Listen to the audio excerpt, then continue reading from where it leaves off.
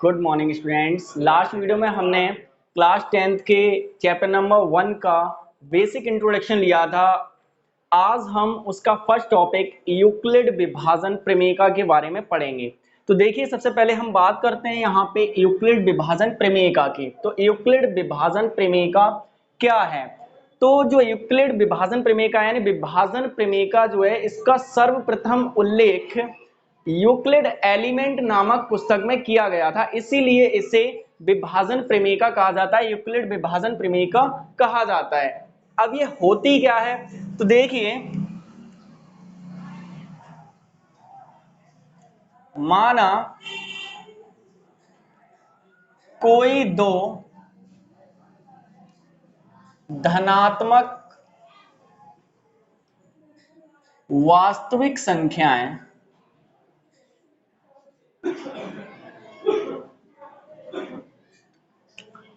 इस प्रकार हैं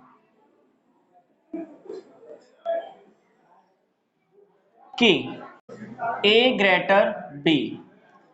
माना कोई दो धनात्मक वास्तविक संख्याएं इस प्रकार हैं कि a ग्रेटर b यानी कि a बड़ा है किससे? b से। तो जब हम b से a को क्या करते हैं? विभाजित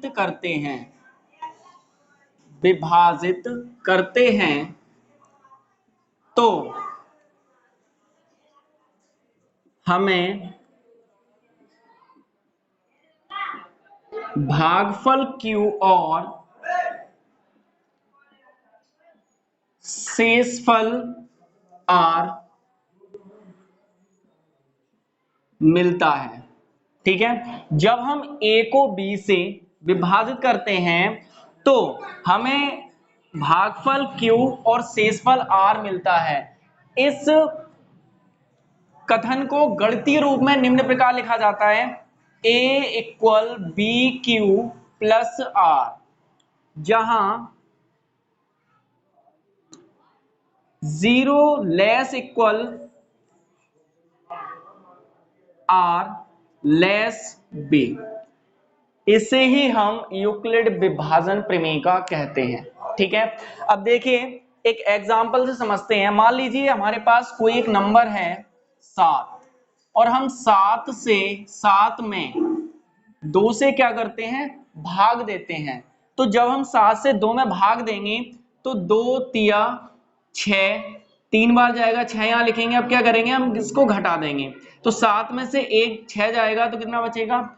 1 बचेगा। तो इसके कुछ नाम होते हैं, तो इसे नाम दे देते हैं। तो देखिए, इसे क्या बोलते हैं हम? भाजक। ठीक है, और जिसमें भाग दिया जा रहा होता है उसे क्या बोलते हैं? भाज्य।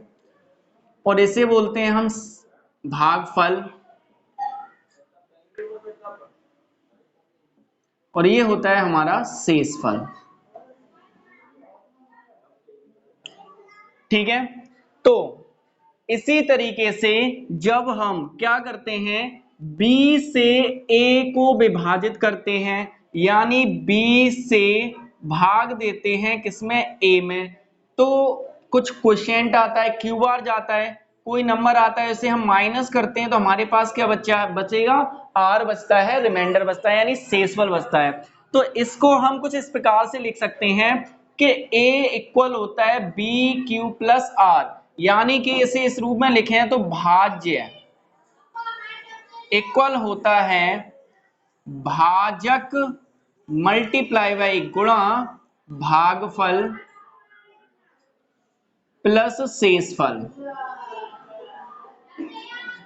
ठीक है, इसको शॉर्ट रूप में हम इस तरीके से लिख देते हैं: जब हमने b से a में भाग दिया तो q बार गया और r हमारे पास शेषफल बचा। तो इस रूप को हम लिख सकते हैं a बराबर बी क्यू प्लस आर, जहां जो शेषफल होगा यानी रिमाइंडर होगा, हमारे पास जो शेष बचा है, जो रिमाइंडर होगा वो 0 के बराबर होगा या 0 से बड़ा होगा, 0 से छोटा नहीं होगा।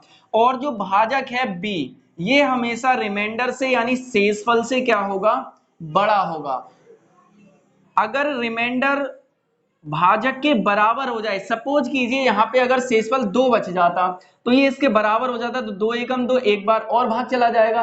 तो इसलिए जो रिमाइंडर होगा वो 0 के बराबर हो सकता है या उससे बड़ा हो सकता है, लेकिन भाजक से क्या होगा, हमेशा छोटा होगा। ओके, तो ये होती है आपकी यूक्लिड विभाजन प्रमेयिका। प्रमेयिका नेक्स्ट हम बात करें अगर प्रमेयिका की, ओनली प्रमेयिका, तो प्रमेयिका क्या होती है, तो प्रमेयिका एक साबित किया हुआ, पहले से ही सिद्ध किया हुआ कथन होता है, जिसके द्वारा हम किसी दूसरे कथन को क्या करते हैं, साबित करते हैं, सिद्ध करते हैं। जब इस प्रकार के क्वेश्चंस आएंगे तब आपको और भी अच्छे से क्लियर हो जाएगा। तो नेक्स्ट हम बात करते हैं अब यहाँ पे यूक्लिड विभाजन एल्गोरिथम की। अब हम बात करेंगे यूक्लिड विभाजन एल्गोरिथम की। एल्गोरिथम, ठीक है। अब एल्गोरिथम क्या होता है, तो एल्गोरिथम सुपरिभाषित चरणों की एक ऐसी श्रृंखला होती है जिससे हम किसी भी समस्या को सॉल्व करते हैं। यानी कोई भी समस्या है उसे सॉल्व करने के जो स्टेप्स होते हैं उसे ही हम एल्गोरिथम कहते हैं। अब विभाजन, विभाजन यानी भाग देना, यूक्लिड ने क्या किया, विभाजन एल्गोरिथम से 2 या 2 से अधिक संख्याओं का एचसीएफ निकालने की हमें विधि दी है कि आप भाग विधि से इस तरीके से 2 या 2 से अधिक संख्याओं का एचसीएफ फाइंड आउट कर सकते हैं। अब वो किस तरीके से करते हैं वो देखिए। मान लीजिए हमारे पास 2 संख्याएं हैं कोई, एक हमने ले ली 34 34 और दूसरी ले ली 96 यानी कि 96। अगर आपसे कहा जाए कि इन दोनों का एचसीएफ निकालिए, तो अब तक आप क्या करते थे, इसके फैक्टर करते थे और इसके फैक्टर करते थे, फिर उन दोनों में जो कॉमन है उसको नोट डाउन करके एचसीएफ निकालते थे, यानी फैक्टराइजेशन मेथड के अकॉर्डिंग।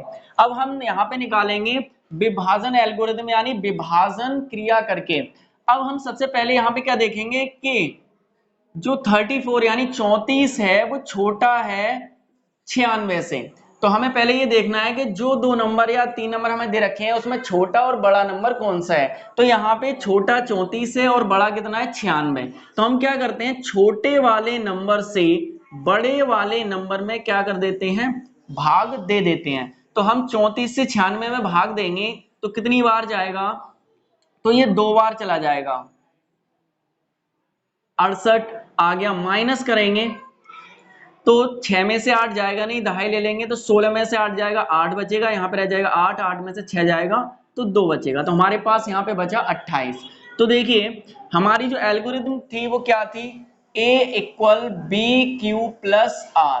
तो A यहाँ पे क्या है 96 इक्वल B कितना है 34 मल्टीप्लाई बाई Q कितना है 2 प्लस R कितना बचा हमारे पास 28। ठीक है, तो यहाँ पे हमने देखा कि शेषफल शून्य नहीं है। अब ये प्रक्रिया हमें तब तक करनी है जब तक कि शेषफल शून्य ना आ जाए।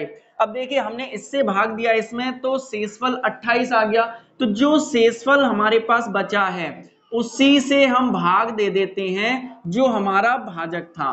तो 28 से भाग देंगे 34 में, तो एक बार जाएगा 28 एकम 28, माइनस करेंगे तो 4 में से 8 जाएगा नहीं, तो यहाँ दहाई ले लेंगे, 14 में से 8 जाएगा 6 बचेगा, 2 में से 2 जाएगा तो 0 हो गया।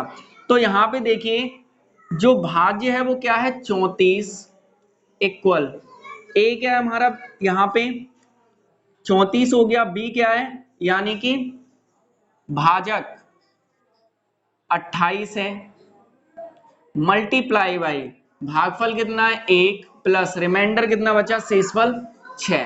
ठीक है, अब देखिए यहां पर भी शेषफल शून्य नहीं आया, तो हम क्या करेंगे, अब 6 से भाग देंगे 28 में, यानी यह प्रक्रिया हमें तब तक करनी है जब तक कि शेषफल शून्य ना आ जाए।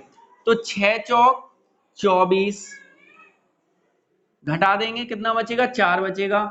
तो यहाँ पे अब भी नहीं आया, यानी कि हमने 28 इक्वल कितना है इसका भाजक 6 मल्टीप्लाई बाई कितना है 4 प्लस शेषफल कितना है, शेषफल भी 4 है। ठीक है, अब 4 से भाग देंगे किसमें 6 में, तो 4 एकम 4 बचेगा, यहाँ पे कितना 2 बचेगा। ठीक है, तो यहाँ पे भी अभी शेषफल शून्य नहीं आया, यानी कि 6 इक्वल 4 मल्टीप्लाई बाई इसका भागफल कितना है 1 प्लस शेषफल है 2। ठीक है, अब भी शून्य नहीं आया। अब हम क्या करेंगे, 2 से भाग देंगे किसमें 4 में, क्योंकि इसका भाजक ये है 4, तो 4 से 2 दूनी 4।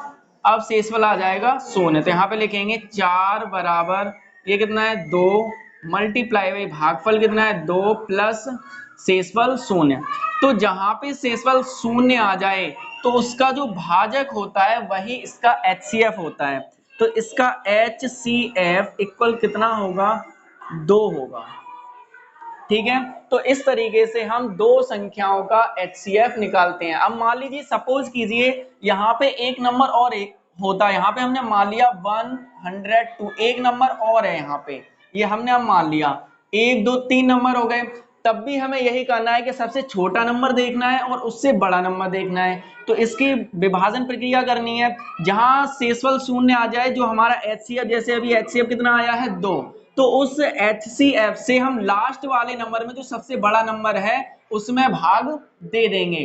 तो जब 2 से इसमें भाग देंगे तो इन तीनों संख्याओं का HCF हमारे पास निकल के आ जाएगा। देखिए करते हैं, आप मान चलिए हमें तीनों संख्याओं का HCF निकालना है। तो इन दोनों का कितना आ गया 2 आ गया। अब हम 2 से भाग देंगे किसमें 102 में, 2 से भाग देंगे हम 102 में। तो देखिए कितनी बार जाएगा 2 पंजे 10, घटाएंगे 0 बचेगा, 2 का उतारा ले लेंगे, 2 एकम 2 शून्य। अब यहाँ पे देखिए 102 इक्वल भाजक कितना है 2 मल्टीप्लाई बाई भागफल कितना है 51 प्लस रिमाइंडर 0। तो रिमाइंडर हमारे पास 0 बच गया, तो यानी इन तीनों संख्याओं का जो HCF होगा वो कितना होगा 2 होगा। तो इस तरीके से हम 2 या 2 से अधिक संख्याओं का HCF फाइंड आउट कर सकते हैं। एक और एग्जांपल देते हैं जिसका HCF आपको फाइंड आउट करना है।